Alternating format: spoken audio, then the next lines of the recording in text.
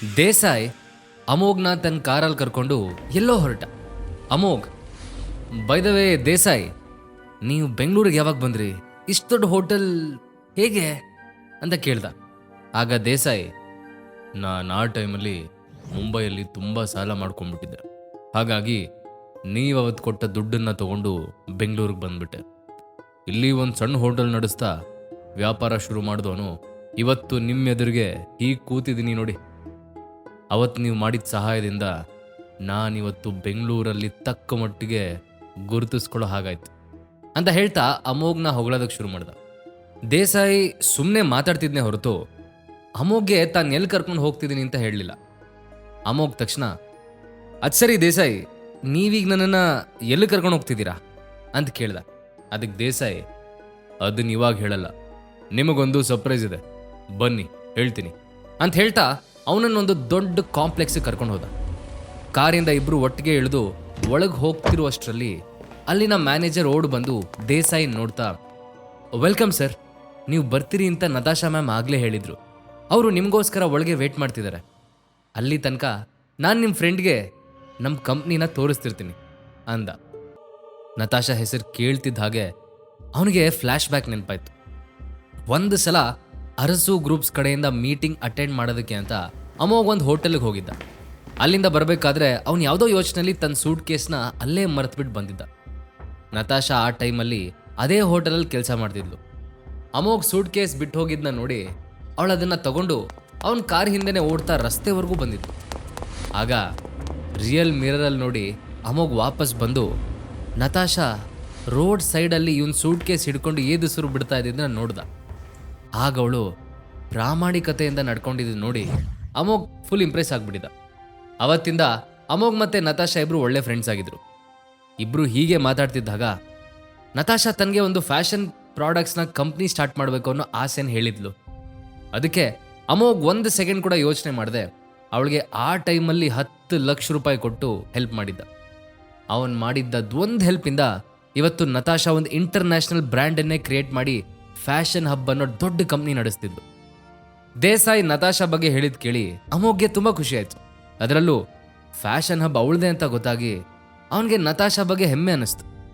ರಿಸೆಪ್ಷನಲ್ಲಿ Natasha company products ಎಲ್ಲ ಡಿಸ್ಪ್ಲೇಗೆ ಹಾಕಿದ್ರು.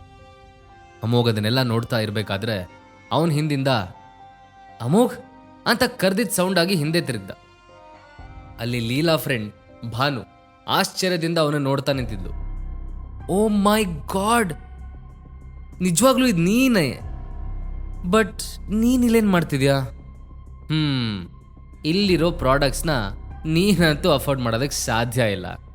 May be ನೀನು ಯಾವುದಾದ್ರೂ ಜಾಬ್ ಕೇಳೋದಕ್ಕೆ ಬಂದಿದೆಯಾ ಅಲ್ವಾ ಅಂತ ಭಾನು ವ್ಯಂಗ್ಯವಾಗಿ ಹೇಳಿದ್ಲು. ಅದಕ್ಕೆ ಅಮೋಘ್, ನಾನಿಲ್ಲಿ ಏನಕ್ಕೆ ಬಂದಿದ್ದೀನಿ ಅನ್ನೋದು ನಿನಗೆ ಬೇಡದೇ ಇರೋ ವಿಷಯ. ಸೊ ನೀನು ಇದರಲ್ಲಿ ತಲೆ ಹಾಕದೇ ಇದ್ರೇ ಒಳ್ಳೇದು.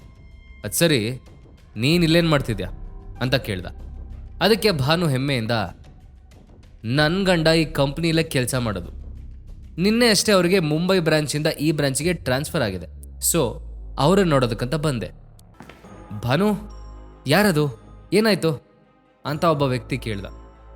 ಅವನನ್ನು ನೋಡಿದ ತಕ್ಷಣ ಭಾನು ಅಳೋ ಹಾಗೆ ಮುಖ ಮಾಡಿಕೊಂಡು, ರೀ ಬಂದ್ರಾ?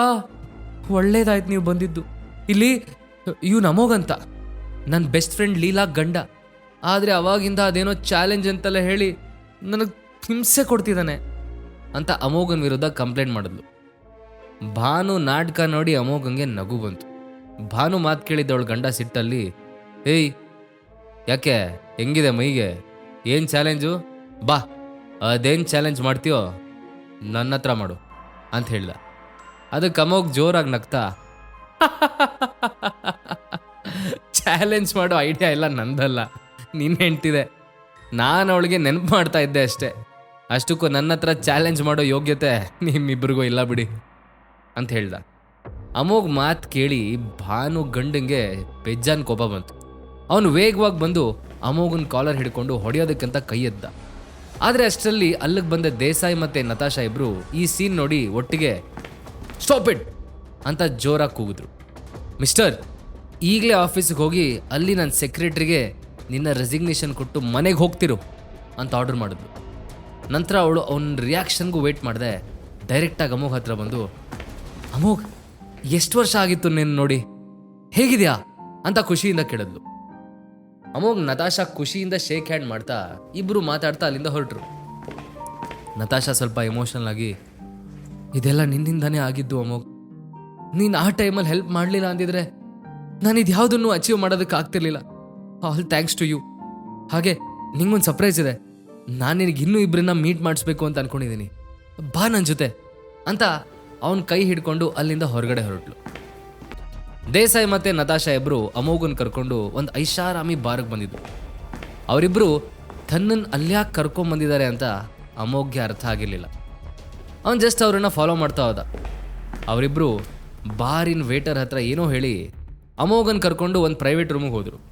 ಸ್ವಲ್ಪ ಹೊತ್ತಲ್ಲೇ ಯಾರೋ ಸಡನ್ನಾಗಿ ಡೋರ್ ಓಪನ್ ಮಾಡಿಕೊಂಡು ಅವರಿದ್ದ ರೂಮ್ ಒಳಗೆ ಬಂದರು.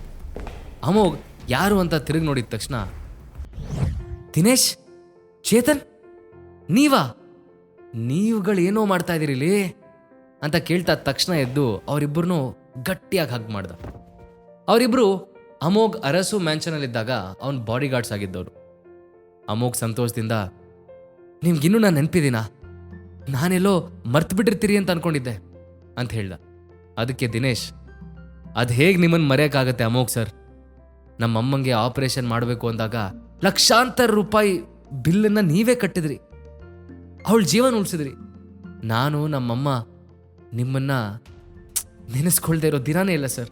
ನಿಮ್ಮ ಋಣ ನನ್ನ ಮೇಲೆ ಇನ್ನೂ ಇದೆ ಸರ್. ನಾನು ಸಾಯೋ ತನಕ ನಿಮ್ಮ ಸಹಾಯನ ಮರೆಯಲ್ಲ ಅಂತ ಕಣ್ಣಂಚಲ್ಲಿ ಬರ್ತಿರೋ ಕಣ್ಣೀರನ್ನು ಒರೆಸ್ಕೊಂಡ. ಅದನ್ನ ನೋಡಿ ಅಮೋಘ್ ದಿನೇಶ್ ಭುಜದ ಮೇಲೆ ಕೈ ಇಟ್ಟು, ಯಾವನ ಇವನು, ಅಪರೂಪಕ್ಕೆ ಎಲ್ಲರೂ ಒಟ್ಟಿಗೆ ಸಿಕ್ಕರೆ ಫ್ಲ್ಯಾಶ್ ಬ್ಯಾಕ್ ಎಲ್ಲ ನೆನೆಸ್ಕೊಂಡು ಗೋಳೋ ಅಂತಿದ್ದಾನೆ. ಅದು ಸರಿ, ಈ ಬಾರ್ ನಿಂದ ಮೊದಲಿಂದಲೂ ಏನಾದರೂ ಬಿಸ್ನೆಸ್ ಮಾಡಬೇಕು ಅಂತ ಇದ್ದೆ ನೀನು, ಅಂತೂ ಅಂದ್ಕೊಂಡಾಗೆ ಮಾಡಿದೆ. I am very proud of you my friend ಅಂತ ಹೇಳಿ ಅವನು ಬೆನ್ ತಡ್ದ. ನಂತರ ಅವನು ಚೇತು ಕಡೆ ತಿರುಗಿ, ನೀನೇನೋ ಚೇತು, ಇನ್ನೂ ಹಾಗೆ ಒಳ್ಳೆ ಕಾಲೇಜ್ ಹುಡುಗನ ಥರನೇ ಇದೆಯಾ, ಹ್ಯಾಂಡ್ಸಮ್ ಆಗಿ, ಏನು ಮಾಡ್ಕೊಂಡಿದ್ಯಾ ಅಂತ ಕೇಳ್ದ. ಅದಕ್ಕೆ ನತಾಶಾನೇ ಉತ್ತರ ಕೊಡ್ತಾ, ಇವನೀಗ ತಂದೆ ಒಂದು ಸ್ವಂತ ಬಾಡಿ ಗಾರ್ಡ್ ಕಂಪ್ನಿ ಓಪನ್ ಮಾಡಿದೆ ನಮಗ್. ಇವನ ಹತ್ರ ಈಗ ಮಾರ್ಷಲ್ ಆರ್ಟ್ಸ್ ಕಲ್ತಿರೋ ಸಿಕ್ಕಾಪಟ್ಟೆ ಎಕ್ಸ್ಪರ್ಟ್ಸ್ ಇದ್ದಾರೆ. ನಿಂಗೆ ಯಾವತ್ತಾದರೂ ಪ್ರೊಟೆಕ್ಷನ್ ಬೇಕು ಅಂದರೆ ಇವನಿಗೆ ಒಂದು ಫೋನ್ ಮಾಡು ಸಾಕು ಅಂತ ಹೇಳಿದ್ಲು. ಅಮೋಘ್ ಅವನನ್ನು ನೋಡ್ತಾ, ಸೂಪರ್ ಕಣೋ, ನಂಗೇನಾದರೂ ಅಗತ್ಯ ಬಿದ್ದರೆ ಫಸ್ಟು ಗೊತ್ತಲ್ಲ ಸ್ಪೀಡ್ ಡಯಲಲ್ಲಿ ನಿನಗೆ ಕಾಲ್ ಮಾಡೋದು ಅಂದ. ಅದಕ್ಕೆ ಚೇತನ್ ನಗ್ತಾ ಅವನನ್ನು ಹಗ್ ಮಾಡ್ದ. ಅವರೆಲ್ಲ ಹಾಗೆ ಮಾತಾಡ್ತಾ ಇರಬೇಕಾದ್ರೆ ಅಲ್ಲಿಂದ ಎದ್ದು ಹೊರಗೋದ ನತಾಶಾ ಬರ್ತಾ ಒಂದು ಬಾಕ್ಸ್ ಹಿಡ್ಕೊಂಬಂದ್ಲು. ಅಮೋಘ್ ಅದನ್ನು ಕ್ಯೂರಿಯಸ್ ಆಗಿ ನೋಡ್ತಾ ಇರಬೇಕಾದ್ರೆ ನತಾಶಾ ಅವನಿಗೆ ಆ ಬಾಕ್ಸ್ ಕೊಟ್ಟು, ನಾವು 4 ಜನನೂ ನಿನಗೆ ಅಂತ 1.5 ವರ್ಷದ ಹಿಂದೆನೇ ಈ ಗಿಫ್ಟ್ ತಂದಿಟ್ಟಿದ್ವಿ. ಕೊನೆಗೂ ಇವತ್ತು ನೀನು ಸಿಗ್ದೆ, ತಗೋ ಓಪನ್ ಮಾಡಿ ನೋಡು, this will surely make you happy, I promise ಅಂತ ಹೇಳಿದ್ಲು. ಆ 4 ಜನ ಸೇರಿ ಅಮೋಘ್ಗೆ ಏನು ಗಿಫ್ಟ್ ಕೊಡ್ತಿದ್ದಾರೆ? ಪ್ರೀತಮ್ ಅಮೋಘ್ ಹತ್ರ ಬಂದು ಬಿಸ್ನೆಸ್ ಡೀಲ್ ಮಾಡ್ತಾನ? ಲೀಲಾಗೆ ಅಮೋಘ್ ಆಗರ್ಭ ಶ್ರೀಮಂತ ಅಂತ ಗೊತ್ತಾಗತ್ತಾ? ಹಾಗಾದ್ರೆ ಈಗಲೇ ಡೌನ್ಲೋಡ್ ಮಾಡಿ ಪಾಕೆಟ್ FM ಮತ್ತು ಕೇಳಿ ಅರಸು.